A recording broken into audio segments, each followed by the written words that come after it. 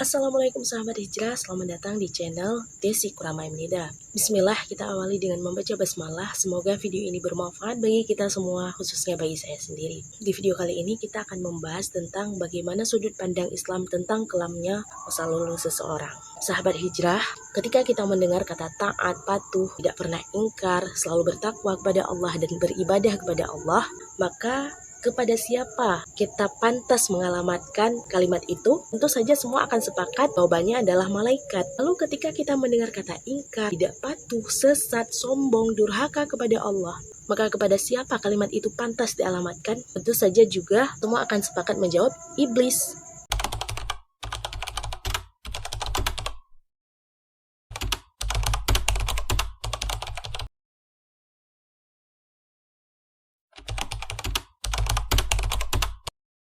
Itu semua tergantung dengan hati dan akal yang telah Allah anugerahkan kepadanya. Kalau dia lebih memilih untuk taat dan meninggalkan hawa nafsunya, maka ia bisa saja derajatnya itu lebih tinggi.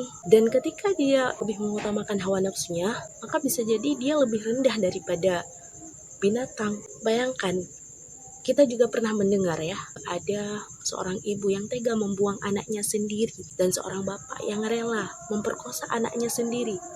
Yang bahkan kita tidak pernah dengar bahwa seekor induk singa memakan anaknya sendiri walaupun sedang kelaparan.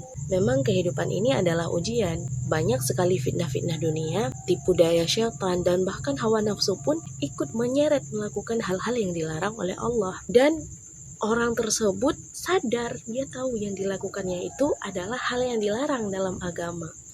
Namun ketika masih ada iman di hatinya ingin berontak untuk melakukan hal itu, fitnah dunia ini begitu besar dan tidak sanggup dia lawan. Marilah kita melihat kejadian ini dengan mata hati yang tenang. Janganlah kita melihat pelaku ahli maksiat itu dengan pandangan sinis, apalagi dengan mencela, dengan kata-kata kotor, karena itu sesungguhnya bukanlah sikap orang yang beriman. Bukankah dia juga adalah umat Nabi Muhammad? Bagaimana teririsnya hati Rasulullah ketika melihat umatnya melakukan kemaksiatan. Beliau akan menangis, mengajak serta mendoakan. Bukankah Rasulullah adalah suri teladan kita? Maka ikuti jejak Rasulullah, bagaimana melihat orang lain dengan penuh kasih sayang. Setiap orang pasti melakukan kesalahan, setiap orang pasti pernah melakukan maksiat. Maka betapa beruntungnya kita sebagai seorang muslim, Islam tak pernah memandang masa lalu, Islam tak pernah memandang di awal, Islam memandang di akhir.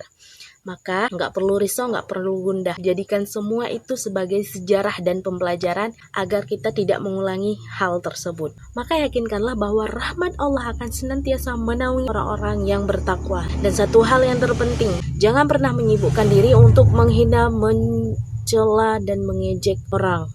Akan tetapi renungilah diri sendiri. Sudahkah kita membenahi, mempersiapkan diri kita untuk menjemput akhir yang baik? Oke, cukup di sini dulu video kali ini. Semoga video ini bermanfaat. Barakallahu fikum.